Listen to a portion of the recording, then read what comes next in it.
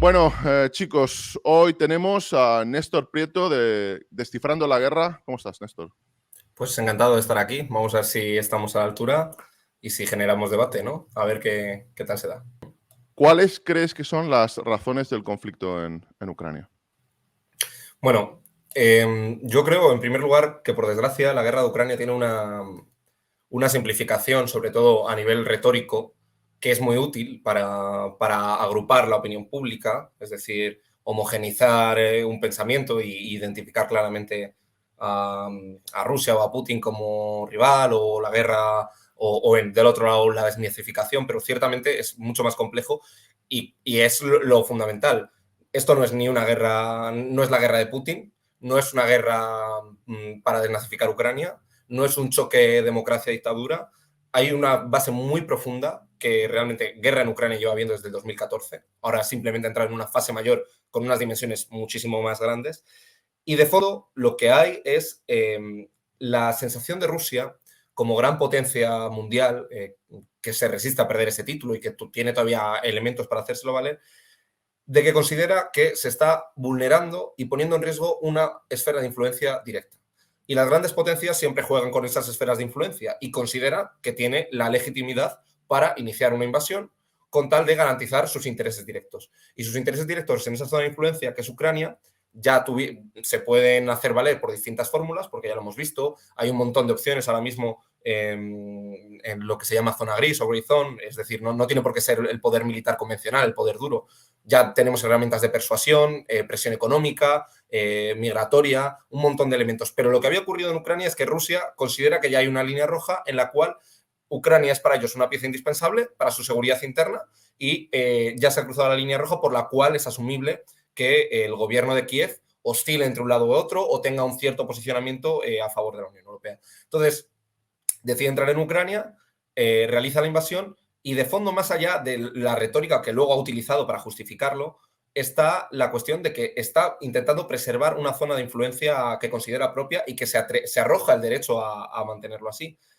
Y luego, pues para justificarlo, pues metemos el elemento de proteger a la población rusoparlante. No hay ningún genocidio en Ucrania.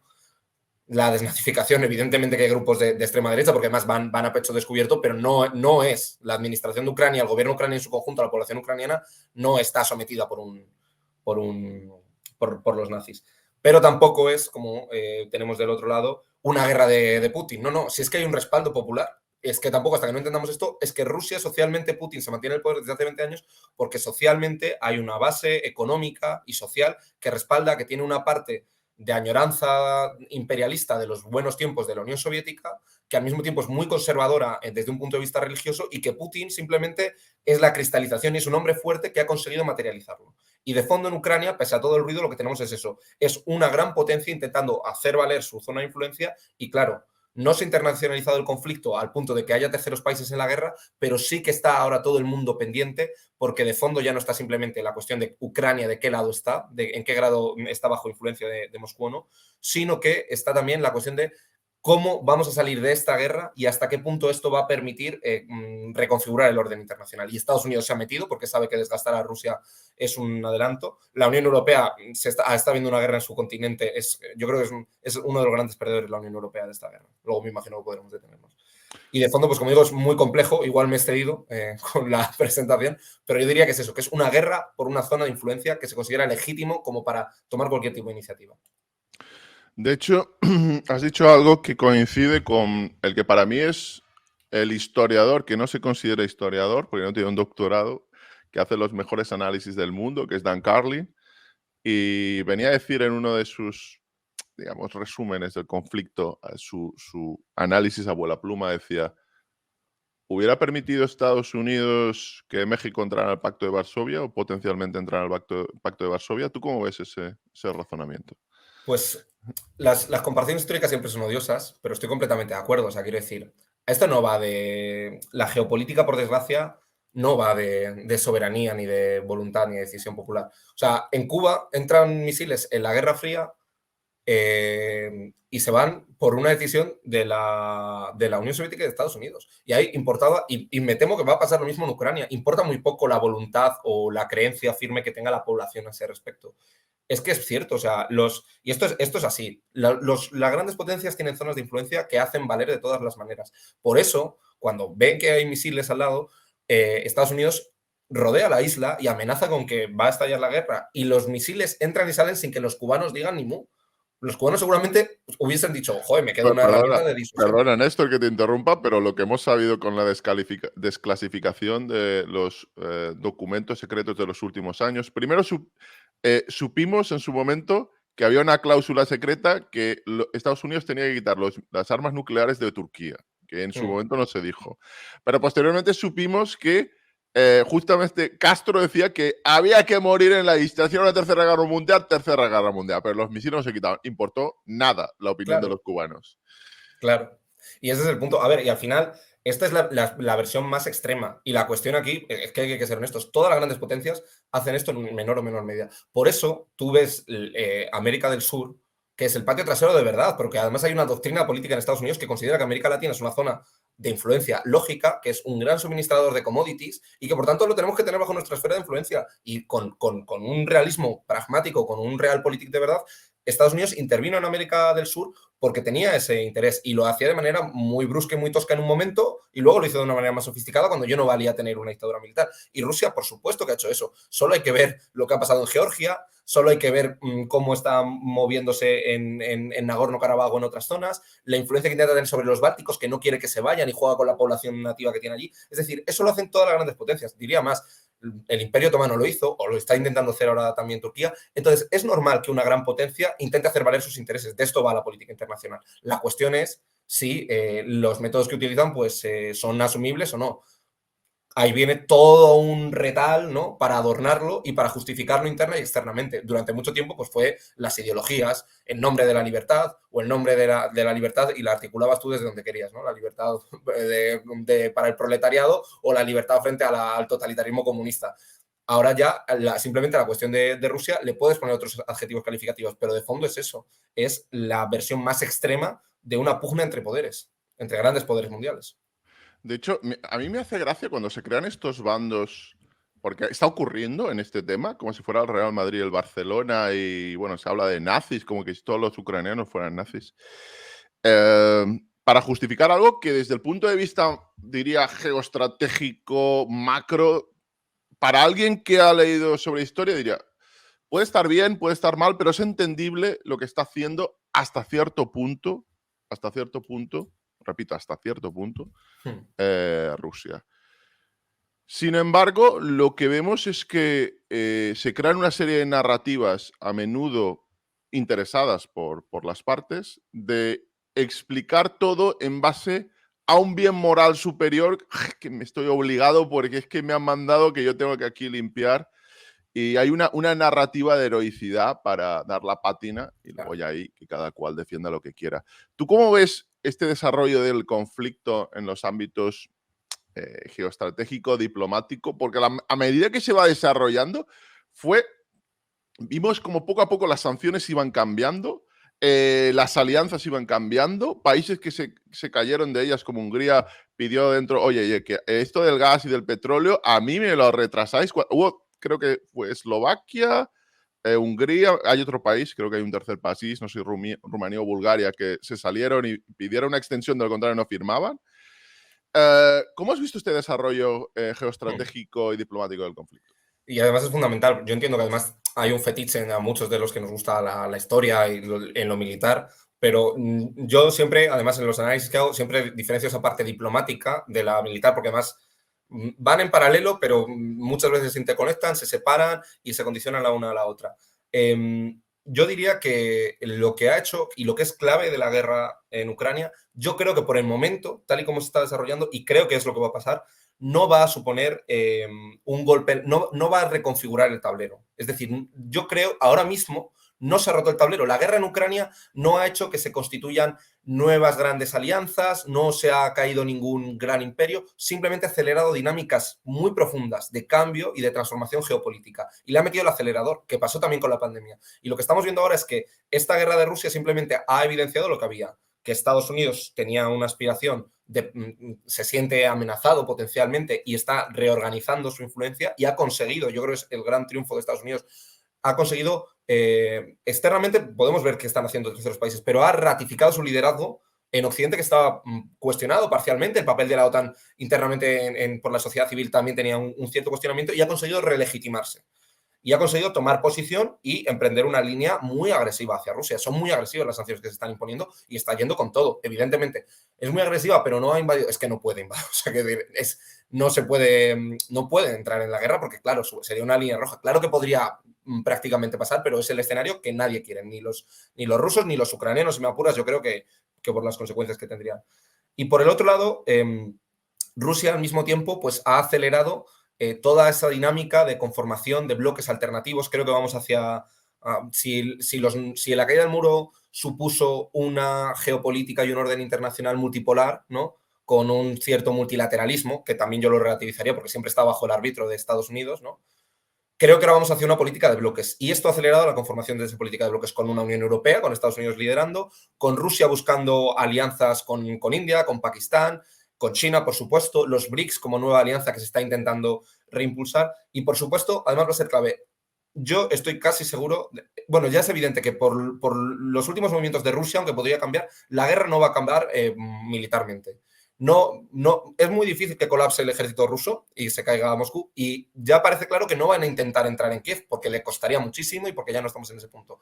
La guerra va a llegar a un punto militar en el que fuerce que diplomáticamente se diga hasta aquí hemos llegado. Y por eso es importante lo que está pasando. Ahora mismo ya hemos visto que se han detenido los intentos de mediación, que sí que vimos al inicio del conflicto, sigue habiendo muy discretos, pero ahí estaban actores como China, que podían mediar, como Israel, como Turquía, que efectivamente ha mediado para cuestiones como la del grano, pero es fundamental, porque además diplomáticamente se ha hecho una apuesta por las dos partes, que es vamos a alargar el conflicto porque creemos que podemos maximizar, ¿no? Ucrania, evidentemente, Zelensky tiene un problema, que no puede firmar la paz. Yo creo que no puede firmar la paz porque se lo comen. Se lo comen porque ha generado un monstruo. Ucrania internamente tiene un monstruo, que es verdad, porque tiene grupos revisionistas desde un punto de vista histórico que están armados, que tienen mucha influencia creciente en el gobierno, porque además son quienes no están cuestionando la política más belicista que se pueda tener, y va a tener un problema serio.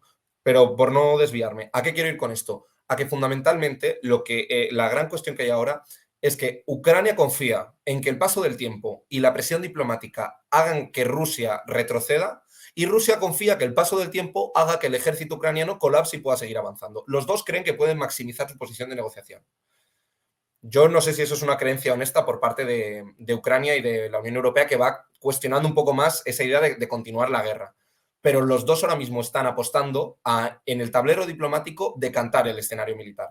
Porque ya saben, o sea, el escenario es el que es. Rusia va a seguir avanzando, es prácticamente claro. Vamos a ver con qué continuidad. Y la cuestión es, ¿podemos forzar mediante una vía diplomática que esto acabe desde el punto de vista militar? Y esa yo creo que es la cuestión de fondo. Bueno, de hecho, el problema de Ucrania es que cuando tú tienes la percepción de que has alcanzado cierto éxito, y me recuerda mucho a la guerra de invierno de Finlandia, donde Finlandia, ¿Sí? podríamos decir que salva su independencia, pero se tiene que acabar tomando una poción, un cáliz que ha creado un trauma en Finlandia. Luego eso siguió con la guerra de continuación, o la guerra prácticamente fue la etapa finlandesa de la Segunda Guerra Mundial, y esa herida, yo he vivido en Finlandia, esa guerra y esa herida continúan abierta en la psique finlandesa. Claro, pero me gustaría preguntarte, en todo este contexto, porque aquí hay un debate al respecto, ¿cuáles son los objetivos de Rusia? Ellos han dicho, o han declarado, hasta los han descrito, desmilitarizar Ucrania, desnazificar Ucrania, cambiar el gobierno de Ucrania, luego en la segunda fase liberar el Donbass, sea lo que sea. ¿Tú cuáles crees que son los objetivos? Bueno, yo creo que, en primer lugar, esta guerra, que quizás es lo más, bueno, queda muy frívolo decirlo, ¿no? Lo más apasionante que tiene es que realmente ha desbordado a todos los actores, y esto ha hecho que sea apasionante desde un punto de vista analítico sentarse y ver. Yo creo que Rusia realmente ha modulado, es evidente que ha modulado sus objetivos porque no esperaba, ha tenido problemas logísticos muy serios desde un punto de vista del ejército. Luego, la ofensiva no se ejecutó tan bien y igual que se sobrevaloró al ejército ruso, se infravaloró al ejército ucraniano, y eso ha hecho que haya variado. Yo creo que de fondo lo que sí que está, y yo creo que eso es una cuestión que además en Ucrania, incluso Zelensky ya lo admitió. Creo que Rusia quiere garantizar una neutralidad eficaz desde un punto de vista militar. Y eso creo que es factible. Incluso Ucrania ya ha dicho Zelensky que no le importaba entrar en la OTAN y la OTAN dijo no va a entrar. Eso es una cuestión que no habría requerido de ocupar una parte del país. Pero yo creo que esa es una cuestión fundamental y yo creo que eso sí que es un objetivo final de Rusia. O sea, que decir, yo lo que no quiero es que tenga un misil que luego es verdad que te puede salir un experto militar y te dice, bueno, da igual, te lo tira desde la base de Rota o desde Ankara y hay 30 segundos de diferencia. Pero bueno, Rusia lo que dice es, yo no quiero tener tropas OTAN ni quiero tener un misil de medio alcance que me pueda llegar en cuestión de segundos a Moscú. Y eso yo creo que es un objetivo claro. Y que además, pero bueno, que no debería por qué ser una línea roja, porque este tipo de negociaciones políticas entre actores ya la hemos visto. Segunda cuestión, y yo creo que esto, aquí ya me la juego y me vais a sacar la hemeroteca, yo creo que ya ha apostado Rusia por garantizarse un colchón territorial. Es decir, literalmente un colchón territorial, un tapón, va a ampliar el territorio para garantizar, y yo creo que es una apuesta clara. No, a Rusia Perdona, sí. cuando dices ampliar el territorio, y ya que te estás mojando, ¿qué zona crees que va a caer y formar parte de ese colchón? No está del todo claro, pero o sea, es evidente. O sea, Rusia no se va a ir ya del territorio que ha ganado. O sea, no podía quedarse en el entorno de Kiev, cuando sí que estaba. Pero la zona que tiene ahora ya ha construido todo el relato político, tiene unas instituciones políticas paralelas funcionando y no veo el incentivo para que Rusia, con su visión del mundo, se fuese de allí. Creo que va a ser todo lo que es el este y sur. Tengo dudas sobre si Odessa y todos los oblasts del sur del Mar Negro van a entrar o no. Uno de los objetivos claros de Moscú es, en primer lugar, garantizar la neutralidad de Ucrania y taponar, tener un espacio de tapón que te lo garantice. Y eso, evidentemente, es Donetsk, es Lugansk, y luego tenemos Kharkov, que es muy probable que además lo controla casi totalmente. Y tienes otros 3 o 4 oblasts que yo creo que va a apostar por ello. Igual no los va a integrar en el territorio ruso, pero va a crear repúblicas fantasmas, porque ya tienes Transnistria ahí al lado, en Moldavia, desde los 90, funcionando como un estado de facto, aunque no tenga el reconocimiento, con 1.500 tropas rusas. Y tienes también las repúblicas de Abjasia, del otro lado del Cáucaso, garantizándote una zona tapón de influencia. Y creo que va a ir por ahí Rusia.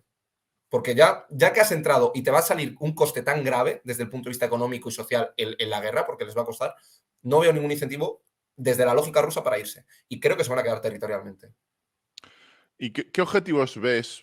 O digamos, más que objetivos, ¿qué papel? ¿Qué papel crees que está jugando la Unión Europea, Estados Unidos y España? Bueno, son 3 completamente distintos. Yo me permitiría decir, y no soy anti-europeo, pero bueno, a mí me parece que una víctima flagrante de esto, bueno, yo creo que 2 actores que han quedado en evidencia, que es Naciones Unidas y la Unión Europea. Es que antes de la guerra, ya la gente no se acuerda porque estamos con el corto plazo, pero en enero y en diciembre estaba Blinken y Lavrov reuniéndose y estaba Estados Unidos y Rusia debatiendo sobre la seguridad europea. Antes de la guerra hubo reuniones bilaterales entre Estados Unidos y Rusia para debatir sobre la seguridad europea, sobre el despliegue de tropas. Y la Unión Europea ha sido, por desgracia, un actor pasivo en el sentido de que ha ido a rebufo, no vio venir el inicio de la guerra, no ha querido mediar ni tener un papel proactivo en el mismo y simplemente se ha visto desubicada y efectivamente ahora está jugando un papel porque tienen capacidad de jugar un papel.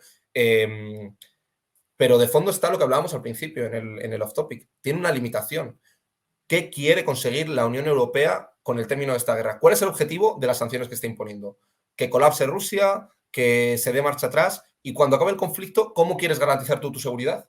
Porque esos debates no se están teniendo. De hecho, yo no tengo claro, bueno, sí, ¿para qué sirven las sanciones? Para acabar la guerra, para no darle recursos. Vale, el día que acabe la guerra, se acaba mañana, ¿de qué nos ha servido esto y qué orientación tiene Europa? ¿Cómo quiere garantizar y salvaguardar sus intereses si están negociando la paz en Europa sin ti? Si es Estados Unidos quien está tomando la iniciativa desde el punto de vista militar. Pues a mí lo de la Unión Europea me parece una tragedia, como lo de Naciones Unidas, que simplemente constata que cuando son los grandes actores quienes están jugando, quienes están encima del ring, mira a otro lado. Y simplemente ha sido como que ha demostrado su incapacidad. Y luego Estados Unidos creo que ha sido de verdad ganador de esta guerra, como decía antes. Esta guerra le va a salir muy cara a todo el mundo, a Estados Unidos le va a salir muy cara, va a perder influencia y esto aceleraba esas dinámicas que estaba diciendo antes. Hay muchos países que sí que están tomando parte por Rusia, o sea, Rusia no está aislada. O sea, Rusia no está aislada, ni China tampoco. Y hay muchos países que esta guerra pues simplemente es un acelerador para establecer esas alianzas, ¿no? Pero Estados Unidos ha conseguido ganar el liderazgo que había visto cuestionado internamente en Europa, ha conseguido revitalizar la OTAN y ha conseguido meter ese relato de agitar la muñeca de la guerra, de Rusia, de China, cuidado que vienen, y consecuentemente reforzar lo que hace unos años era imposible, que en Europa te pusiesen el 2% en defensa. Pedro Sánchez ya estaba en la Moncloa cuando Trump dijo que todos los socios de la OTAN tenían que gastarse el 2% en defensa. Y dijo Pedro Sánchez que eso es una línea roja. Y ahora el gobierno va a aprobar más del 2% en defensa. Entre medias, solo ha habido un papel de Estados Unidos que ha conseguido hacerlo valer. Tengo dudas de hasta qué punto a Estados Unidos le interesa que se mantenga la guerra, porque mientras esto pasa, el foco que lo tienen en Asia-Pacífico, porque es China el gran rival, no lo están consiguiendo llegar allí. Entonces, eso diría de Estados Unidos, que fundamentalmente creo que es la cuestión del liderazgo, lo más importante. Y a nivel de España, yo soy muy crítico, creo que por fortuna hace falta también porque hay muy poco, se conoce muy poco y se habla muy poco de política internacional en España y creo que por lo menos si sirve para abrir debate, sirve. Pero en España lo que hay es una falta de iniciativa y de perfil, yo diría que preocupante. O sea, evidentemente no tienes que romper la baraja porque no te puede interesar, pero no veo un perfil propio. España tiene intereses y tiene además capacidad de hacerlos valer. Tienes una puerta en el Mediterráneo, tienes 2 bases de Estados Unidos que solo por eso ya te sitúan en el radar. O sea, quiero decir, solo por eso ya si quieres tomártelo en serio, te tomas en serio la guerra y si quieres pues te metes del todo. Pero no puedes tener un papel tan sumamente pasivo. He visto que va a rebufo en las sanciones. De hecho, cuando se empezaron a implementar sanciones, España no fue de los primeros en ponerla y no veo ningún tipo de orientación. Entonces, a mí me apena también porque no veo, en la Unión Europea ves a algunos actores, a algunos diplomáticos, ves que hay un debate más alto, pero en España simplemente veo que vamos a rebufo. Y eso pues va a tener un coste también, evidentemente. Pero en general vamos a rebufo con toda la política internacional. Entramos en Irak a rebufo, nos fuimos a rebufo, en Afganistán y nos dijeron que se estaban yendo los estadounidenses y tuvimos que evacuar como se pudo. Y entonces, pues es triste, pero es así. Bueno, te tengo que preguntar en este caso, porque además tú eres estás especialmente interesado en Latinoamérica y en el norte de África. No, a ver, no podemos entrar en esto y no tocar un tema que para muchos no está conectado con lo que estamos hablando, pero no tengo pruebas, tampoco tengo dudas de que sí que lo está, que es la cuestión del Sáhara y no sé, el parraque que le dio a Pedro Sánchez, no sé, pisó moqueta, llamada de teléfono, no sé qué ocurrió, coche a 200 por la autovía, tiro de freno de mano, gomas en el suelo y España cambia de dirección prácticamente automático. Sin que, y esto me lo han dicho periodistas que lo saben, sin que ni siquiera los ministros lo supieran. Los ministros se enteraron por la prensa. En un cambio de política internacional diplomática que llevaba España manteniendo desde el franquismo. Ya no es una cuestión de los socialistas o del... No, ya 40 o 50 años manteniéndola. ¿Tú cómo te explicas el viraje de España con el Sáhara y la crisis con Argelia? Bueno, yo tengo 2 pasiones que no confluyen, por desgracia. Yo fundamentalmente estoy especializado los que nos dedicamos a política internacional y además hacemos periodismo o sucedáneo que hacemos en Descifrando la Guerra, que tampoco es tan directo, pero bueno, yo aparte de las colaboraciones que hago en otros medios, nos toca hacer un poco todo de terrenos, ¿no? Pero mis 2 pasiones son el norte de África y el Sáhara Occidental, que es en lo que yo estoy doctorado y lo que yo controlo, y América Latina. Y la cuestión del Sáhara Occidental, por supuesto, además tiene que ver y tiene que ver con la guerra y afecta, ¿no?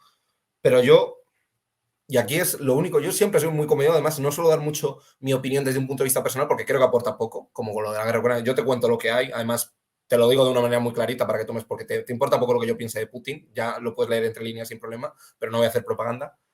Pero es que con lo de Sáhara es que lo tengo que decir, porque creo que ha sido, y es que es evidente, la peor decisión que se ha tomado y la más cara que vamos a pagar en la política exterior española.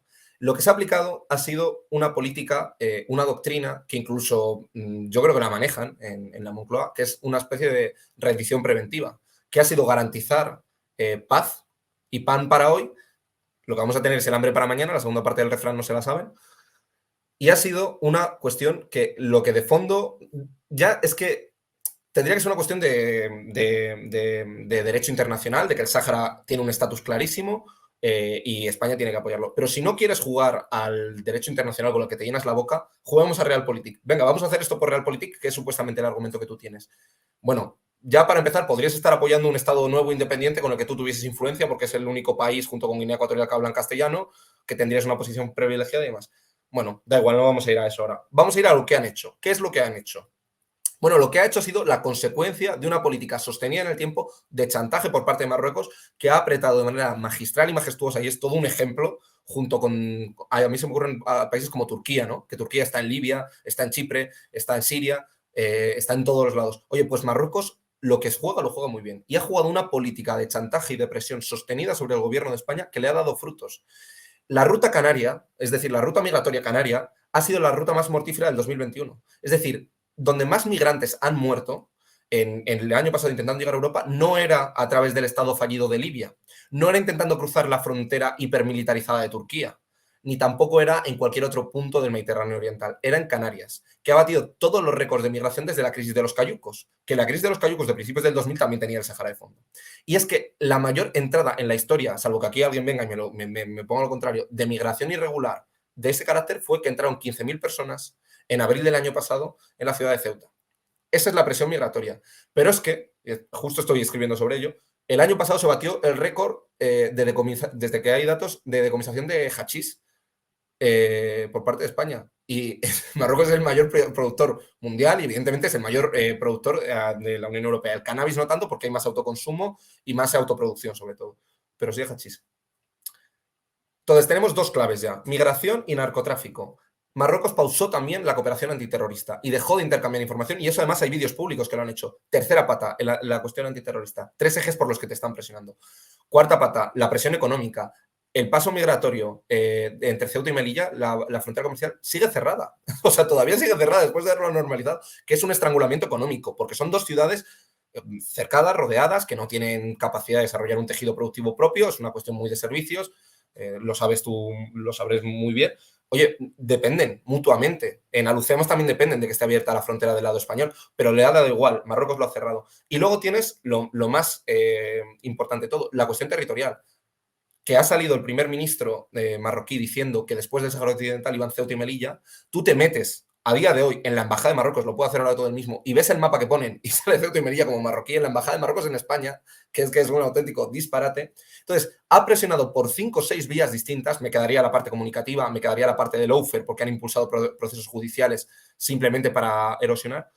Entonces, ha presionado de manera sostenida en el tiempo para garantizar que España tiene una posición respecto al Sáhara Occidental favorable, porque España ni siquiera se cree su papel en el Sáhara Occidental. Es que la posición de España importa porque sobre el papel eres la potencia administradora del territorio. Entonces, lo que tú dices importa bastante más que lo que diga Alemania y Francia. Y entonces, ha presionado para conseguir esa posición. ¿Qué es lo que ha sacado España a cambio? Simplemente paz temporal. Que, por supuesto, los 15.000 migrantes, decía Marruecos que no, que es que se vio desbordado y que no hubo coordinación. No, si los has frenado ahora es porque lo que has hecho ha sido garantizar, Pedro Sánchez, que llegará a las próximas elecciones o el tiempo que sea, sin tener flujo migratorio, con un control de drogas, con cooperación antiterrorista.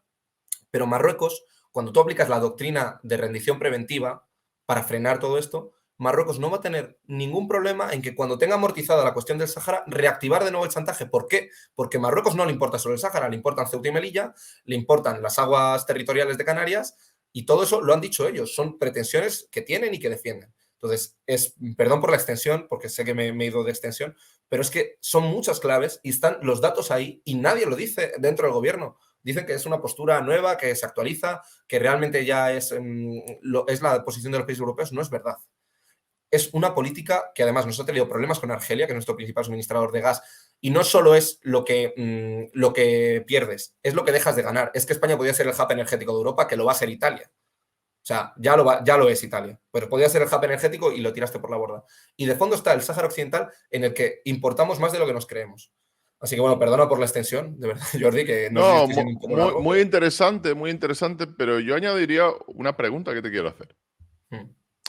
En la vida se puede aproximar en política internacional, puedes aproximar las cosas como si estuvieras ante un debate ético, que se hace mucho, sobre todo en los medios de comunicación y luego. Eso luego en la práctica yo creo que es a menudo sobrepasado por la Realpolitik. Pero si ya estás tomando la Realpolitik, como has dicho, yo entendería que, bueno, si asumimos que Marruecos, como has dicho, quiere recuperar Ceuta y Melilla, ya están algunos de los mapas, y ahí es que es verdaderamente alucinante, colocan a las Canarias, lo lógico es que tú le tengas abierto un frente, un problemón con el que le puedas amenazar. Oye, tú me metes presión en Ceuta. Oh, mira, pues yo voy a recibir al embajador del gobierno en el exilio del Sáhara Occidental. Entonces te amenazo siempre, oye, que tú me estás tocando las narices en Ceuta, pues yo te toco las narices en un suelo mucho más importante para ti y mucho más grande. Tiene que haber, ¿no crees que puede haber algo más? ¿No crees que puede haber también presiones internacionales? Porque además Argelia es un socio histórico de la Unión Soviética y ahora de Rusia. ¿Crees que ha podido aparecer no sé, Estados Unidos, no sabemos qué? ¿Hay algo más o no? Tiene que haber, o sea, quiero creerme que tiene que haber algo más porque no quiero presuponer que son tan torpes nuestros funcionarios diplomáticos de carrera. Bueno, ni siquiera, como dices, esto es una decisión muy restringida. Pero bueno, me tengo antes de meterme en esto en una cuestión. Como dices tú, si jugamos a Realpolitik, se podía jugar, y es que es lo que dices tú, contrapesa. O sea, no, porque además no has sacado, no hay una contraparte. A día de hoy no hay ningún documento firmado en el que digas, no, es que hemos jugado a la Realpolitik y Marruecos ha dicho, toma, mañana firmamos una delimitación de aguas en la que yo renuncio al Monte Tropic, no te voy a presionar con las aguas de Canarias y Ceuta y Melilla son tuyas. Y reconozco la... Como no lo tenemos, ya sería cuestionable, aún así, ¿no? Sería cuestionable por la cuestión de derechos humanos, de derecho internacional y demás. Pero como dices tú, se podía jugar, y es que además yo lo digo firmemente porque conozco la región y demás, se podía jugar a Realpolitik y se podía tensar con Argelia, con el Sáhara Occidental, con un perfil propio en el Magreb. Se podía jugar y no se ha jugado. Y eso es lo fundamental. Y por eso digo que es extremadamente grave, porque no es que dices tú, bueno, estoy con lo que puedo. No, se podían hacer más cosas. ¿Tiene que haber algo más? Yo creo que sí que hay algo más. Evidentemente hay cosas que no sabemos, que no conocemos. Se ha especulado sobre si mediante Pegasus había información comprometedora de Pedro Sánchez, que bueno, pues no lo sé, la verdad, no lo sé, pero no me extrañaría tampoco que pudiese ir por ahí, porque además es un país que ha espiado a tus diplomáticos, que es que está demostrado también, es que es impresionante. Y luego es verdad que Estados Unidos, que España tiene una política atlantista muy clara hacia Estados Unidos, siempre ha tenido una política atlantista, ¿no? Desde el franquismo, ¿no? Estados Unidos no le entra a la diplomacia estadounidense y dice, ¿cómo puede ser que un país miembro de la OTAN y mi puerta de entrada al Magreb y si me apuras al Sahel, porque eso es un polvorín, dices tú, el único estado donde yo tengo una presencia estable, una cooperación sostenida, se lleven mal? Pero el Sáhara Occidental no era un expediente tan importante. Yo creo que ha sido una cuestión sobre todo de que sí que hay vientos favorables para que esto lo hiciesen, pero creo que ha tenido más que ver, más que una presión externa, ha sido el propio Marruecos que ha sabido muy bien hacer valer sus intereses y que ha habido una coyuntura interna en la Moncloa en la que un cálculo político ha hecho que Pedro Sánchez prefiera garantizar esto. No sabemos con qué cláusulas ocultas, algo tiene que haber, pero yo lo creo de verdad. Creo que de verdad que a Estados Unidos no le preocupaba tanto el Sáhara Occidental. Además, lo de Trump fue un regalo envenenado que lo han dejado sin efecto, ¿no? No lo han retirado, pero lo han dejado sin efecto. Y lo hace cuando había perdido ya las elecciones antes de irse. Entonces, algo hay, pero yo creo que fundamentalmente lo que ha habido es miopía política por parte de España. Bueno, y de hecho has nombrado el Sahel, una zona en la que Francia tiene enormes intereses. Se habla muy poco de Francia como potencia postcolonial y como potencia imperialista, pero oye, lo de la Francia exterior y de todas las antiguas colonias y el papel que juega Francia apuntalando a algunos gobiernos que, que no tienen un pase, sobre todo en algunos casos para mantener sus vías de suministro energético, porque la energía en Francia se basa sobre todo en la energía nuclear. Y bueno, yo os recomiendo que busquéis de dónde saca el uranio Francia. Pues entenderéis muchas cosas. Y por cierto, Rusia está tocando de verdad las narices a Francia en África. Es otro tema que sale poco en los medios de comunicación. Pero ya entrando en vuestro libro, en el libro de Descifrando la Guerra, Fuego en el Horizonte, un libro que os recomiendo leer si os gusta la geopolítica, entender las diferentes zonas del mundo. La parte de Néstor, que él trata en el libro Latinoamérica, me gustaría conectarla el libro con el problema de la guerra en Ucrania en relación a algo que tú tocas en tu parte de la obra y es, ¿cómo podría explicarlo? La ascendencia ideológica, las influencias, la influencia del socialismo, las revoluciones de Estados Unidos.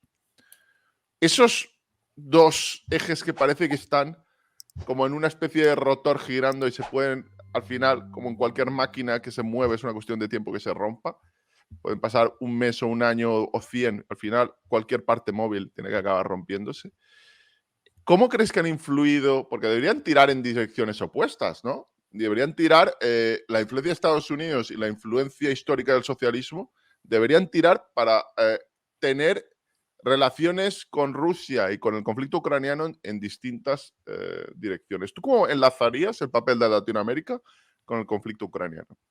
Pues es muy importante y además también es apasionante porque es multifactorial y multidimensional todo lo que hay, ¿no? O sea, la guerra en Ucrania la estamos notando nosotros en Europa y vemos la cuestión energética muy evidente, pero se está notando en todo el globo y en América Latina o sea, es una cadena. Por eso también la guerra en Ucrania es tan importante tratarla con rigor.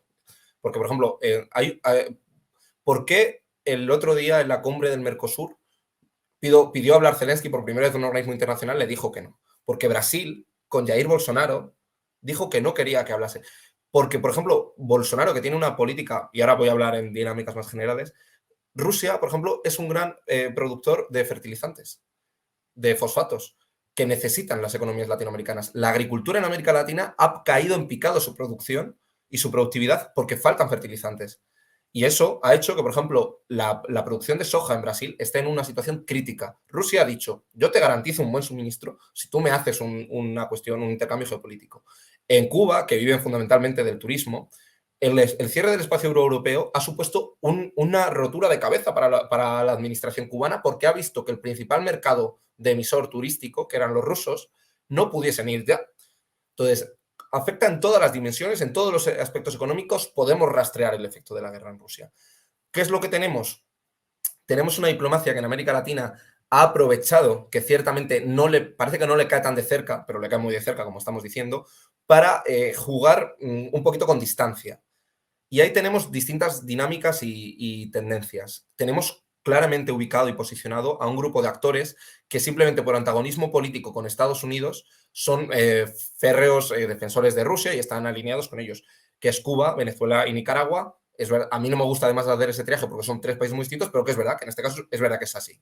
Tienen esas dinámicas y han apoyado desde el principio. Pero luego tenemos algunos países que se han abstenido en la votación de Naciones Unidas o que no han acudido a la votación o que mantienen las relaciones con ellos, que por ejemplo Brasil, México o Argentina, aunque Argentina, por ejemplo, sí que ha votado las resoluciones y no condena, no dice que las sanciones estén mal, tienen un perfil propio muy singular, porque tienen fundamentalmente los países de América Latina una aspiración a hacer valerse en la esfera internacional y Rusia es un actor muy importante, que ha invertido mucho en América Latina y que tiene unas economías que se cruzan en muchas ocasiones y que son beneficiosas. Y eso ha hecho que los tres grandes países de América Latina, porque son esos tres, luego ya metemos a Colombia, metemos a Perú, pero los tres grandes países, México, que es un subcontinente en sí mismo, eso es una realidad, Brasil, que es 3 veces la Unión Europea, esos tres juegan con un perfil propio, cada uno con su lógica. Brasil Brasil le ha dicho que no a Zelensky hablar en un foro y Lula da Silva dijo en la precampaña electoral que lo de Zelensky, que la guerra de Ucrania era responsabilidad en gran parte de los ucranianos. Y Brasil va con esa lógica porque sabe que tiene mucho que jugar con Rusia, porque es parte de los BRICS, igual que Argentina que quiere entrar, y por eso estos dos países están yendo con un perfil propio, y México que tiene una política internacional siempre que intenta quedarse alejada, pero que también tiene muchos intereses económicos. Luego hay una serie de países que siguen la influencia clarísima de Estados Unidos y la han seguido siempre, como ha sido Colombia con Iván Duque, Chile con Sebastián Piñera, algunos gobiernos centroamericanos, que sí que han levantado y han sido los primeros en ir con las antorchas a quemar, ¿no? Pero lo que hay en América Latina, cuando se dice, no, es que Rusia está aislada. Mira, en África, bueno, en África desde luego que no, porque tú ves el mapa y quien está aislada es la Unión Europea y Estados Unidos. Pero en América Latina se ve muy clara esa disputa. Se ve clarísima esa disputa. Hay muchos países que tienen muchos intereses y que aunque no están de acuerdo con lo que ha hecho Rusia, porque no están de acuerdo, no son capaces de hacer la condena porque están jugando con sus cálculos. Y eso se ve. Y ya te he dicho 3 ejemplos que se ven muy claramente. Tres países que claramente apoyan a Rusia, y luego podríamos sumar a San Vicente y las Granadinas, Guyana o países del ALBA, de la Alianza Bolivariana de los Pueblos de Nuestra América, que es una alianza que nace del socialismo del siglo XXI. Todos esos países están alineados con Rusia, pero hay otros 3 que están jugando su propia liga, y luego sí tienes un reducto de países que van a hacer valer los intereses de Estados Unidos, pero que son una demostración fehaciente de que no es verdad que Rusia hay una condena omnímoda, unánime en la comunidad internacional. Y bueno, has nombrado 2 países que son como clichés en España. En España se sacan hasta, bueno, vas al bar este conocido cerca de la estación de Atocha de Madrid, si visitas Madrid, te pillas un bocadillo de calamares y ya te están nombrando Cuba o Venezuela. Cuba o Venezuela. ¿Tú crees que este conflicto va a ayudar para rebajar la presión de Estados Unidos sobre estos países? Porque es objetivo que una de las primeras decisiones de Biden fue visitar Venezuela para ver cómo se reconfiguraba la relación con el país. Justamente los mismos problemas, todo, pero bueno, ya queremos tener otro tipo de relación. ¿Tú crees que esto va a ayudar para que esos países tengan un tipo de presión más baja o no? Van 2 líneas distintas, además son países también que tienen procesos políticos muy singulares. Pero bueno, Venezuela, desde luego, o sea, por eso decimos, la guerra de Ucrania, que no afecta a América Latina, que tiene que ver, o sea, la guerra en Ucrania ha tocado toda la reconfiguración energética global, y ahí Venezuela ha sido el gran activo por el cual va a desbloquear su situación, porque ya la ha desbloqueado. Y ha conseguido un punto que es el gobierno de Venezuela ya ha salido de la hiperinflación, también porque eso lo sabes tú mejor, evidentemente. Es un poco como un incendio. Ya cuando ha calcinado todo, evidentemente, en algún momento las estimaciones decían que Venezuela tenía que empezar a crecer. Y es cierto que ahora mismo la industria venezolana petrolera no está capacitada para que si mañana se levantan las sanciones empiece a enviar petróleo, porque ha habido un problema de mantenimiento, de falta de inversión y demás.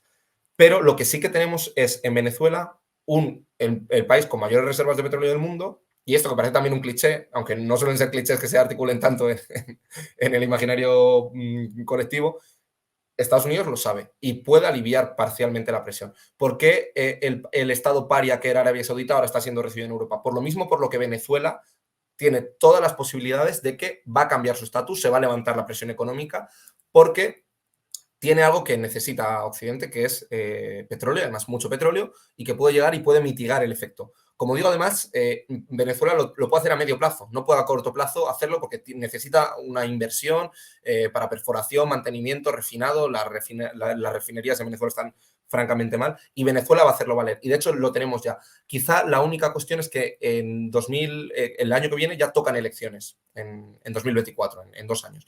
Y eso hace que esté parcialmente condicionado. No vamos a ver que Venezuela entra de nuevo en la escena internacional con toda su grandeza, porque Estados Unidos tiene que mantener la baza de garantizar unas elecciones limpias, pero la oposición ya ha tirado, por ejemplo, la opción de que Maduro se fuese, fracasó la opción de Guaidó, todos están hablando de primarias, y Venezuela ha conseguido a una cosa fundamental por la guerra, que es que antes se sentaba con la oposición en México porque necesitaba a través de ellos interlocutar con Estados Unidos y pedir que levantasen las sanciones, y ahora ya han conseguido un canal directo. Porque Estados Unidos sabe que se está jugando mucho en esta guerra y que Venezuela tiene que ver, colateralmente tiene que ver.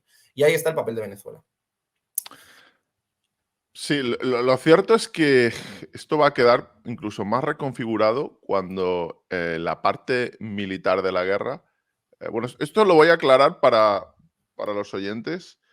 En la cosmovisión rusa de la guerra o en la politología rusa de la guerra, la parte militar solo es una parte del conflicto. El conflicto político también es la guerra. La guerra es una diferencia entre políticas entre 2 países que potencialmente pueden acabar en un intercambio militar o no. Pero la guerra va mucho más allá. Entonces, cuando la parte militar de la guerra, siguiendo esta doctrina, termine, ¿qué crees que va a ocurrir? ¿Crees que vamos a un segundo telón de acero?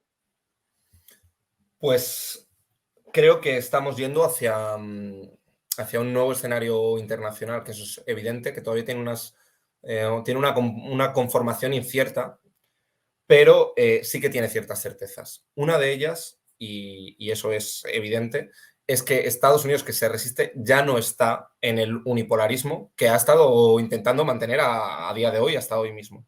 Creo que vamos más que hacia un telón de acero que en buena parte sí va a pasar. Lo que pasa es que la globalización y la interconexión hacen que realmente sea difícil que ya puedas cercar economías, ¿no? Y tener dos bloques claramente conformados. Creo que vamos hacia una geopolítica de bloques que se va a apostar frente a ese multilateralismo que decía antes, o esa apariencia de un gran actor con una comunidad internacional que tiene unas ciertas instituciones y unas ciertas normas más o menos entendidas y comprendidas porque hay un consenso general sobre la democracia liberal, sobre el multilateralismo, bla, bla, bla, bla, bla. Eso ya no va a funcionar. Vamos a ir hacia un orden multipolar con distintos polos de distinta intensidad, donde no solo van a tener un papel importante las grandes potencias, que sin duda son China y Estados Unidos, y vamos a ver si también Rusia se queda en esa ecuación un escalón por debajo, sin duda un escalón por debajo.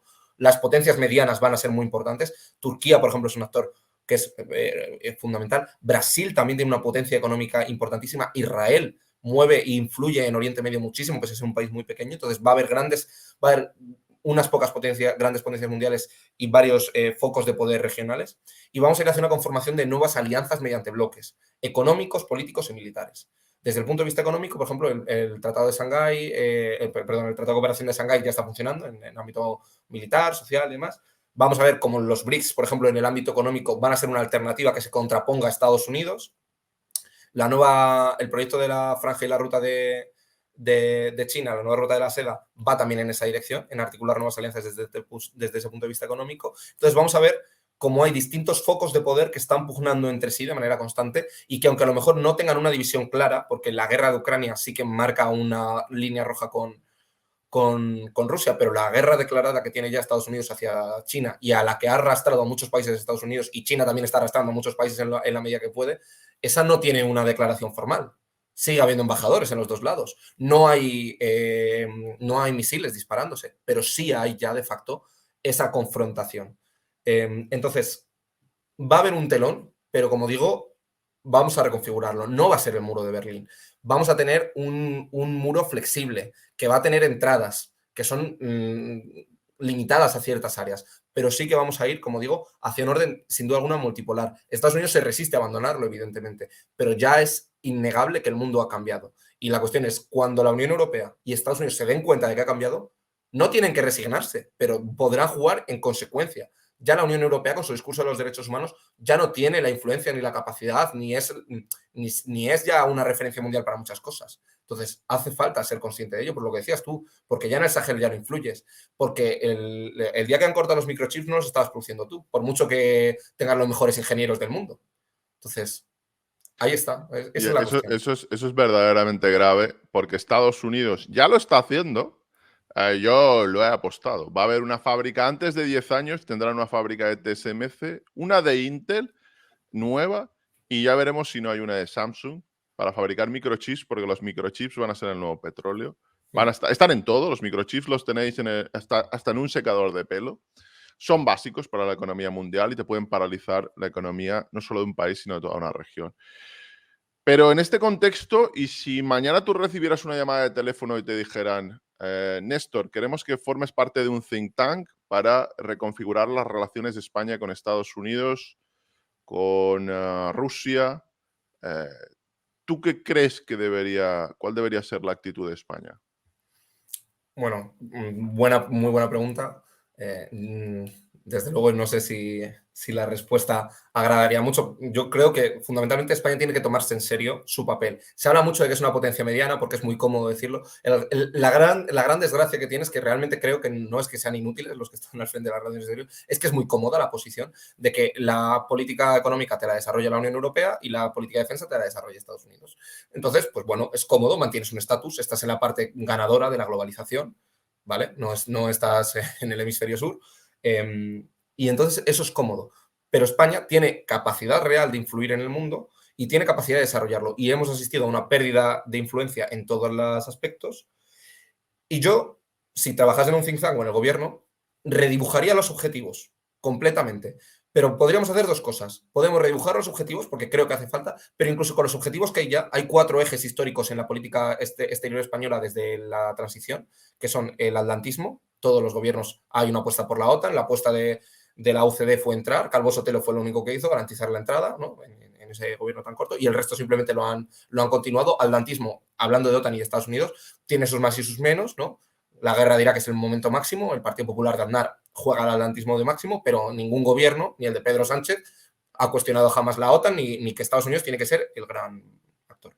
El segundo es la Unión Europea, el europeísmo también ha sido una apuesta, todos los gobiernos no han cuestionado nunca Europa ni demás. La tercera es América Latina, que creo que hay una pérdida que es evidente, y la cuarta ha sido también el Mediterráneo como zona natural de influencia, Marruecos, tal. Históricamente hemos tenido muy buenas relaciones con los países árabes, con la cuestión palestina y demás. Entonces, bueno, yo redibujaría esos 4. Si quieres, luego te digo cómo lo redibujaría. Pero si tienes que dar con esos 4, vamos a jugar con esos 4. Ya está, ni siquiera te pido que rompas la baraja, yo la rompería. Pero si vamos a jugar con esos 4, vamos a ello. Entonces, sé más asertivo en la Unión Europea. España es un país que ni tiene ubicados a grandes funcionarios. Ahora entra Borrell. Antes, en la anterior Comisión Europea, nos dieron la de Agricultura, que me acuerdo que se sentía como una ofensa, porque realmente lo era, porque eres un país, eres el quinto o cuarto país por PIB, por población, por extensión. Tienes la entrada del Mediterráneo con el Atlántico, tienes un montón de aspectos que no estás haciendo valer y los puedes hacer valer, porque ya hemos visto que Hungría lo hace valer. Si no tienes que ser el niño malo, pero sí tienes que hacerlo. Lo hemos visto en pequeña escala con la cuestión energética recientemente. Te has plantado y has visto que funciona.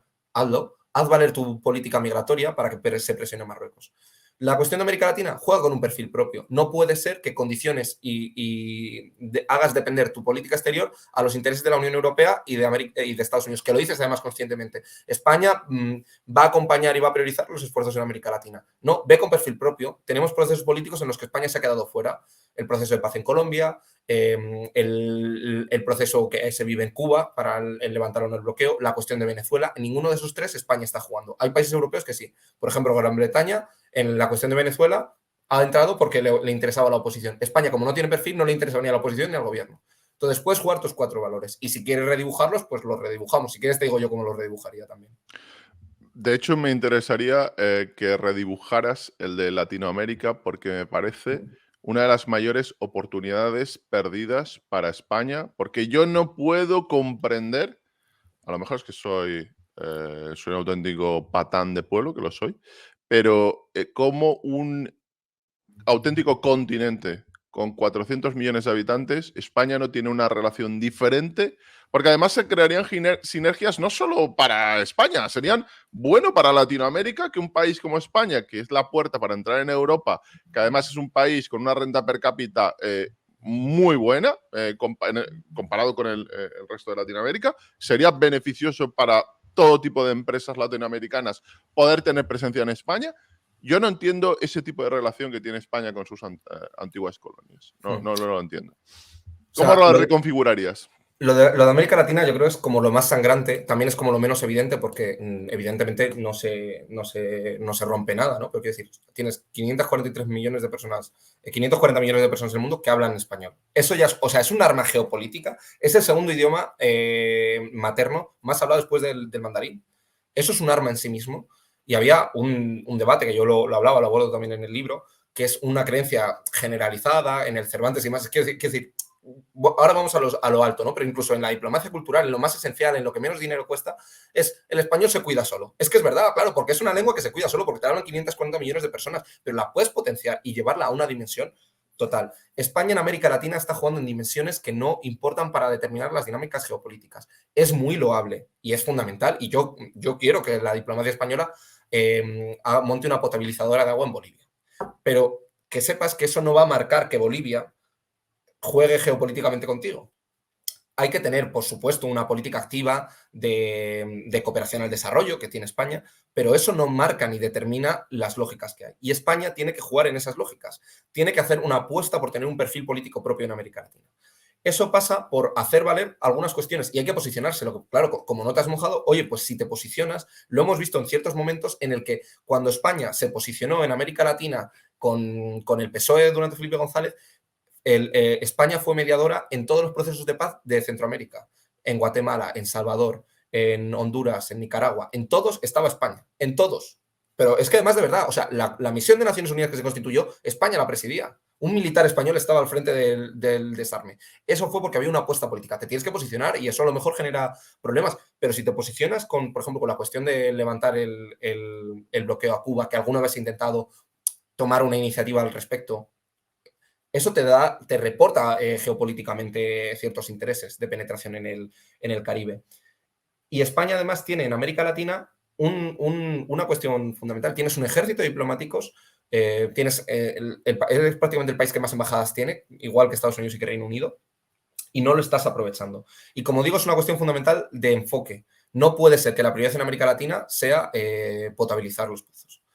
Lo que tienes es, además, unas sinergias económicas muy importantes, porque América Latina es un gran productor de commodities. Tú es verdad que tienes una industria poco desarrollada, pero tienes capacidad de generar economía de escala, no solo mediante exportaciones, sino mediante capital. Porque las empresas españolas antes pintaban algo. Si das el paraguas y el abrigo, lo puedes volver a hacer.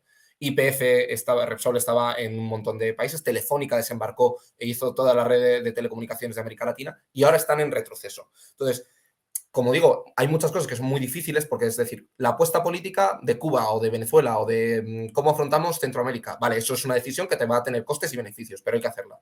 Y eso es más abstracto y nos puede costar. Yo digo que hay que hacerla. Pero, por ejemplo, desde un punto de vista económico, tomar la iniciativa para garantizar que el papel español se hace valer, se puede hacer ya mediante una presión de diplomacia activa, mediante inversiones en sectores estratégicos que no se invierte en América Latina. No invierte, el Estado español no invierte en algunas empresas que son además las que ya estaban, no han entrado nuevas.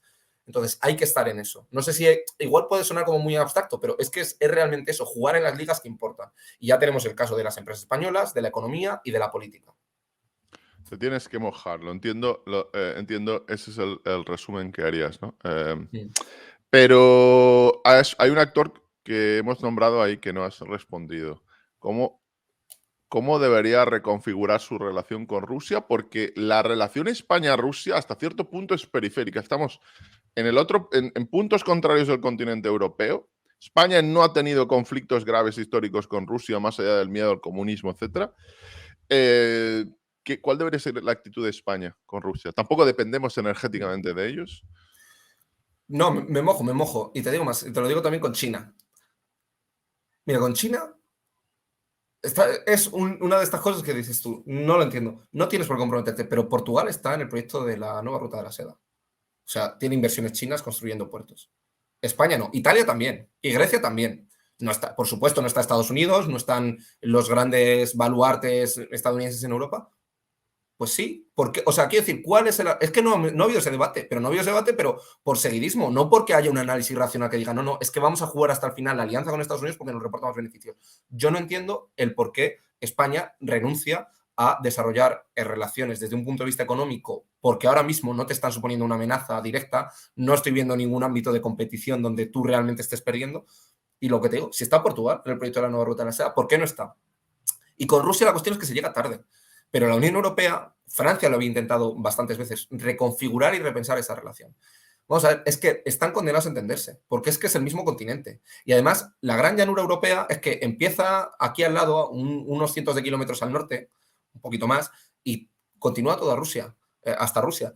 Y además, Rusia tiene muchas barreras naturales, que en geopolítica es muy importante, el Cáucaso, tienes ríos, pero es que es verdad que con Ucrania está conectado por una gran llanura, que te tira hasta Alemania realmente, o sea, y están condenados a entenderse. Ahora es muy tarde, ya, yo creo que ya es tarde y que evidentemente, pues claro, ¿qué relación puedes desarrollar con Rusia en un contexto de guerra? Pues ya es evidente que no puedes apostar por nada. Pero España tenía capacidad, por ejemplo, como gran productora agrícola que era, de tener buenas relaciones económicas en ese sector con Rusia. Ahora ya no sirven, porque evidentemente ya se han roto la baraja, pero se podría haber remado en esa dirección, incluso se podría remar ahora. La cuestión es, la posición que tú tengas con Rusia, que puedes tener las dos, que sea de un análisis en el que tú vas a maximizar tu posición en el escenario internacional.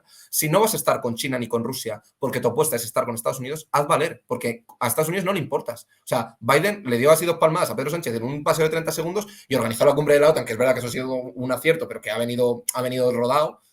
Y no importa, o sea, no importamos para Estados Unidos. Y se vio, cuando tú haces, además esto yo lo digo mucho, ¿no? Cuando doy charlas o conferencias. Para ver eso es, cuando llega un presidente, ¿a quién llama? ¿Quién es el primero que llama? Entonces, yo lo pienso, digo, yo soy asesor en política exterior de Estados Unidos, ¿vale? España no está ni en el proyecto de la Franja de la Ruta ni tiene relaciones con Rusia porque está con Estados Unidos. ¿A quién llamamos el primero? Bueno, evidentemente el primero vamos a llamar a Gran Bretaña, que es nuestro aliado militar firme, constante, Francia, los aliados europeos. Ya cuando te quitas la primera línea de los grandes países, de esos grandes actores con los que tienes relaciones, Japón, ¿no? Australia, Gran Bretaña, Francia y demás, vas por el resto, Alemania, ya terminas ese primer cordón y vas con el resto, potencias. Bueno, vamos a ver, pues tenemos aquí Turquía, que es un actor importante, vamos a ver cómo lo medimos. En Asia-Pacífico tenemos Malasia, tenemos Indonesia como actores con un perfil propio que nos interesa salvaguardar. ¿Y cuál es el motivo para llamar a España? Es un país en la OTAN que no te cuestiona, que ya tienes lo que garantiza y que no tiene un perfil propio. Entonces, hagas lo que hagas, maximízalo. Pero es que además, como digo, España creo que se está cerrando la puerta, no abriendo opciones a la cuestión de China y de Rusia, porque con quien está enfrentado es con Estados Unidos. Nosotros le declararemos la guerra, esa guerra no guerra, si queremos, no porque nos hayan llamado directamente. Bueno, hasta el punto de que esto es opinable, pero para mí la base de derrota que tiene Estados Unidos en España es la base más importante geoestratégica que tiene en todo el continente, porque le permite en cualquier momento controlar el estrecho de Gibraltar, incluso enemistándose con el Reino Unido, si ocurriera eso, que es extrañísimo, le darían para el pelo a Gibraltar desde derrota, pero controlarían en un día, yo dudo mucho que tardara más de un día en controlar el estrecho de Gibraltar y bloquear todo el comercio marítimo por el estrecho. Sería un golpe enorme, enorme. Sería como controlar casi el canal de Suez. Entonces, que tengamos ese activo y ese activo me da la sensación de que es el típico restaurante, la típica empresa que no entiende el valor del menú que vende, ¿no? Que vende un menú de 20 euros a 9, ¿no? Y están todos los camareros trabajando 16 horas por el salario mínimo y luego asegurados por 15 horas, ¿no? Ahí hay algo que no funciona. No No tiene un funciona. potencial. Una anécdota. Antes de la guerra de Ucrania pasaba un gran buque ruso de la Armada y tenía que repostar. Se repostamos en Ceuta. O sea, eso era un despliegue multimillonario. Antes de la guerra, para que me dices tú la relación con Rusia, se dijo que no. Paró en Argel o en Italia, no me acuerdo en cuál fue. Que Italia sí que se lo abre. Pero vamos a ver, vamos a maximizar las opciones. Ahora, evidentemente, no vas a darle de repostar a un buque, pero ¿cuál es el motivo?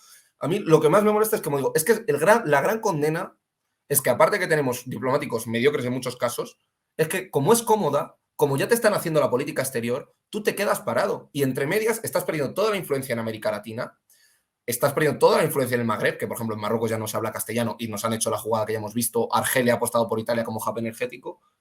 ¿Vale? Sí, no se te ha caído nada porque tienes dos personas que están trabajando por ti con tus recursos, pero tienes un potencial. Eres la puerta de acceso a África, Mediterráneo, América Latina entra en Europa por ti, tienes relaciones buenas. Con la Europa del Sur, que es uno de los ejes que yo redibujaría, tienes un montón de capacidad. Con Portugal hay que apostar económicamente por una sinergia económica y política. Y con Italia y con Grecia y con demás, tienes modelos productivos que son paralelos. Solo, vale, pues económicamente igual no puedes desarrollar mucho, pero políticamente puedes hacer un frente común en la Unión Europea. Pues ahí tienes muchas cosas para hacer y no las haces. Es que es terrible. Claro, exige valentía y exige voluntad. Y hay que tener eso. Has dicho una palabra que es, yo diría, la más cinematográfica y la menos real, ¿no? Es como la ciencia ficción, es como las películas de la Marvel, la valentía. La valentía. Aquí durante años hemos tenido a un rey que parecía que había ido con la nave espacial de Bruce Willis a destruir el asteroide de Armageddon y que nos salvó del 23F, nos salvó de un asteroide que cayó en España, salvó todo, ¿no? Vivía con la mujer una historia de amor estilo cuando Harry encontró a Sally, ¿no? De Meg Ryan y Tom Hanks. Todo era precioso. Vivíamos en un cuento de hadas, pero luego valentía son los héroes, ¿no? Los héroes que teníamos, que no son los héroes del silencio. Son héroes de Ferrari, de cuenta en Suiza y de testaferro. Pero claro, con todo esto, ya que el tema que tenemos, el tema que estamos tratando hoy, aunque hay muchas derivadas, es la guerra en Ucrania. Yo siempre me pregunto, en este caso, unas preguntas que flotan en el ambiente. ¿Qué es ganar la guerra para Ucrania o para Rusia? Porque no lo tengo tan claro, ¿eh? ¿Qué es ganar la guerra para ti? Ganar la guerra, desde un punto de vista simbólico, sí que tiene unas fronteras bien delimitadas, ¿no? Desde un punto de vista político, yo creo que es hacer valer o garantizar que tus intereses se han cumplido. Yo creo, de verdad, y me van a dar palos por todos lados, pero bueno, alguien lo tiene que decir. O sea, Ucrania a día de hoy tiene imposible ganar la guerra desde el punto de vista militar. Podrá obtener una muy buena resolución del conflicto, no me cabe ninguna duda, pero Rusia ya ha dicho que Crimea y el Donbass ya están allí. Y el conflicto se congelará antes de que Rusia devuelva sus territorios. Desde el punto de vista militar, Ucrania no puede ganar el conflicto. Sí puede garantizar un buen acuerdo de paz. En algún momento se tiene que hablar sobre eso, ¿no? ¿Cuál es la situación en la que se tiene que hacer? Creo que Ucrania ganaría la guerra si las sanciones consiguiesen que se estrangulase la economía rusa y que colapsa y que evidentemente pues, se renegocia. Pero es que hay una cuestión fundamental, que Rusia, si mañana cae Putin, es que socialmente Rusia es mayoritariamente la visión que tiene Vladimir Putin, tiene un respaldo real. Es cierto que los dos grandes poderes que son Estados Unidos y China tienen una cosa que no tiene Rusia, que es que tienen un cuerpo diplomático y unas instituciones sólidas, que eso hacen que, pese a que te llegue Donald Trump y te intente hacer un golpe de Estado, al día siguiente tienes a unos diplomáticos funcionando, ejemplares, que te están garantizando todo y eso te lo garantizan. Es verdad que si cae Putin, pues Rusia quedaría más huérfana, pero aún así socialmente tienes un consenso. Ucrania creo que ganaría, y esto, fíjate, ganaría la guerra si consiguiese que pese a pérdidas territoriales, que creo que puede llegar a entenderse como asumibles, es muy duro esto, ¿no? Decirlo, pero creo que Sí, es verdad. claro, perdona, Néstor, pero Sí. es que, y leyendo los medios estadounidenses, militares, técnicos, etcétera, flota en el ambiente algo como que, oye, aquí sabemos toda una verdad, aquí alguien ha puesto los cuernos a nuestro amigo, lo sabemos todos del grupo, pero él no lo sabe, ¿no? Oye, no vas a recuperar el Donbass, no vas a Claro. recuperar Crimea. Lo sabemos todos, pero parece que tú no lo quieres saber, ¿no? Y me llama la atención porque los estadounidenses, esto va a sonar muy, muy mal, ¿eh? Va a sonar muy mal, lo he dicho muchas veces. Bueno, me he mojado yo, te toca a ti también, No, quiero yo decir. te lo voy a decir, ¿eh? Es mi opinión personal. Los estadounidenses, la resolución que quieren es que Rusia gane la guerra con el mínimo nivel de victoria para no considerar que ha sido humillada. Eso pasa por, yo creo que lo mínimo, y habiendo vivido en la zona, lo mínimo para que Rusia no se considere humillada es que controle más o menos la zona que controla ahora. Quizá podrían permitir que esa cabeza de puente de Gerson la pierdan, que es posible que la pierdan, habrá que ver qué pasa.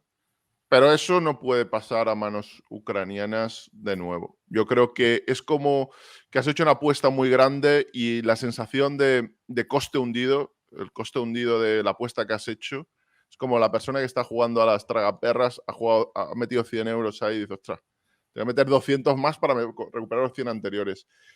Creo que tiene una sensación Rusia de mucho coste hundido, porque creo que la apuesta que habían hecho era para hacer una cosa diferente. Esto es una solución subóptima y quieren llevarse algo. Pero esa es mi posición. Creo que geoestratégicamente la Unión Europea y Estados Unidos, salvo excepciones como los bálticos, Polonia, que querrían hacer otra cosa, pero no les van a dejar, lo que quieren es que esto acabe con el mayor precio militar, político, etcétera, para Rusia. Quieren que Rusia pague un precio muy grande por lo que ha hecho, porque consideran que ha cruzado ciertas líneas, pero al mismo tiempo no quieren, y luego te haré la pregunta posterior, no creen que esto escale a algo mucho peor. ¿Tú cómo lo ves? Sí, es eso. O sea, Rusia en ningún escenario, o sea, la resolución del conflicto, o sea, antes se congela, pero si se resuelve, si se gana la guerra por parte de Rusia o de Ucrania, Rusia no va a firmar nada que se considere una humillación. Antes congela el conflicto y tenemos un frente estancado durante 15 años, como ha sido el del Donbass durante 6, o como está siendo la guerra en Siria, que está cronificada y que tiene, ¿no? Como ha pasado tantas veces.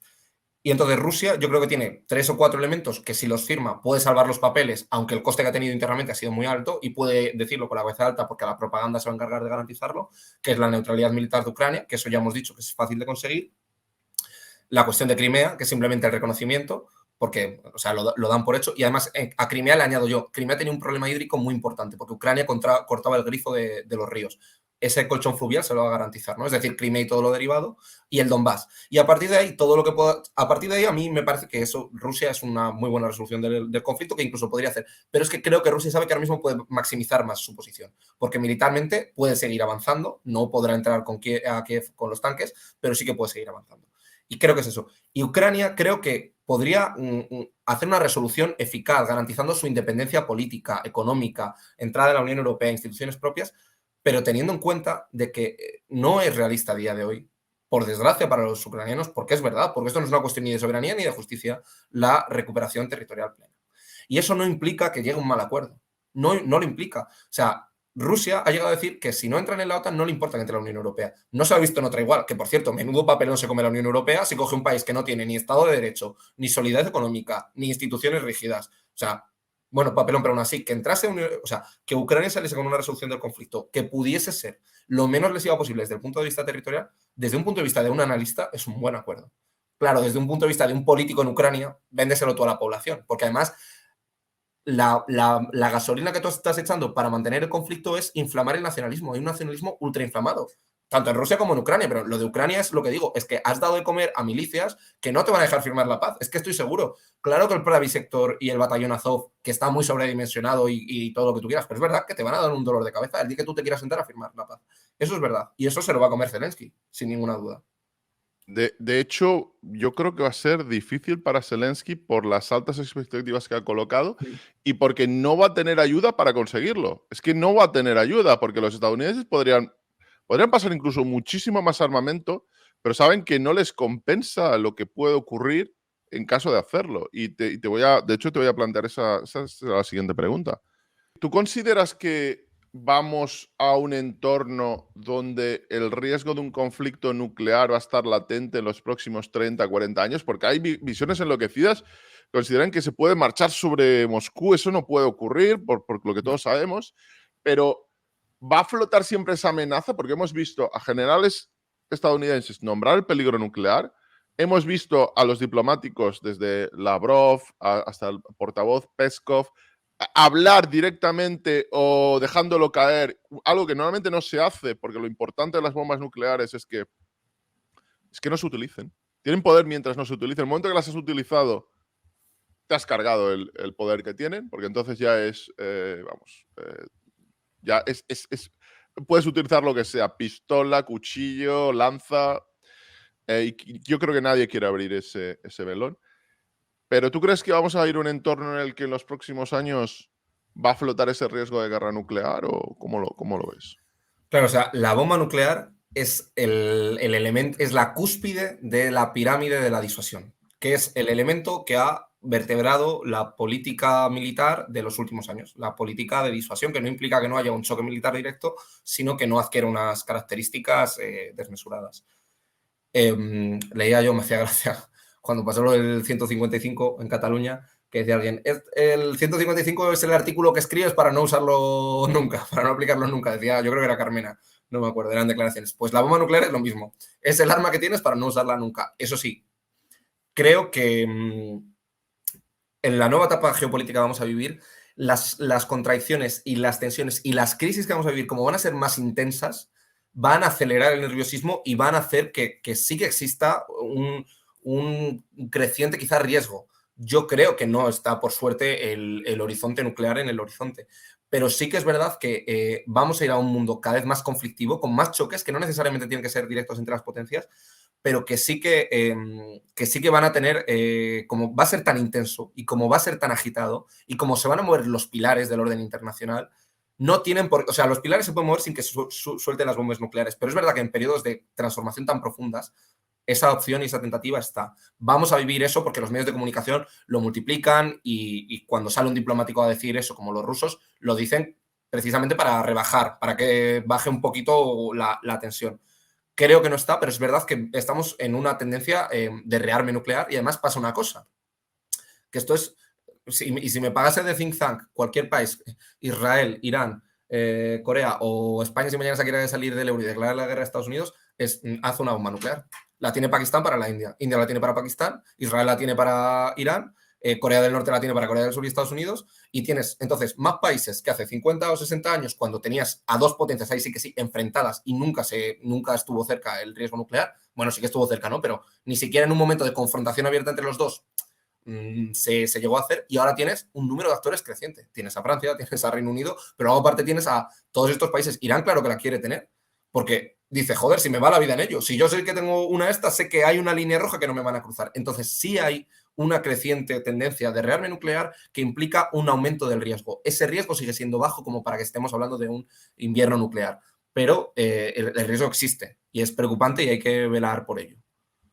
¿Y no crees que lo que ha demostrado esta guerra es que al final del día puedes haber creado Naciones Unidas, puedes haber creado mecanismos de paz, puedes haber creado una narrativa, la que quieras, de resolución pacífica de los conflictos, pero cuando llega la hora de la verdad y están las lentejas en juego, si tienes un arma nuclear, no marchan sobre tu capital? Y que eso es un gran peligro, porque ahora, oye, a lo mejor ya no estamos hablando solo de Irán. A lo mejor en el futuro, si dentro de 50, 60, 70 años, porque nosotros tendemos, los seres humanos, a tener una tendencia al cortoplacismo, pero no sabemos si Nigeria o si, no sé, Indonesia, que es un país con un gran potencial, o Brasil, tiene un conflicto con el Reino Unido por algo y le interesa desarrollar una bomba nuclear. Eso es incrementar la complejidad política e incrementar el peligro, ¿no? Efectivamente, esa es la ecuación. Y la cuestión es lo que dices tú. Cuanto se aumenta la complejidad, y es que vamos a un mundo más complejo, porque las relaciones, la red se ha enmarañado, es una red mucho más compleja que se entrelaza, y lo que dices tú, la gran fortuna es que los grandes colapsos de imperios que ha habido, no ha habido ningún gran colapso de un imperio desde un punto de vista militar con la bomba nuclear desarrollada, porque no tengo ninguna duda de que Hitler la habría utilizado, y la Unión Soviética, cuando cae, hay un proceso interno de reestructuración y de recomposición. El Imperio Otomano cae también cuando no tiene esto. Estados Unidos, si hubiese o si hubiese declarado la guerra a Polonia y avanzan en el frente y entran hasta San Petersburgo o hasta Moscú, ¿Putin no lo habría usado?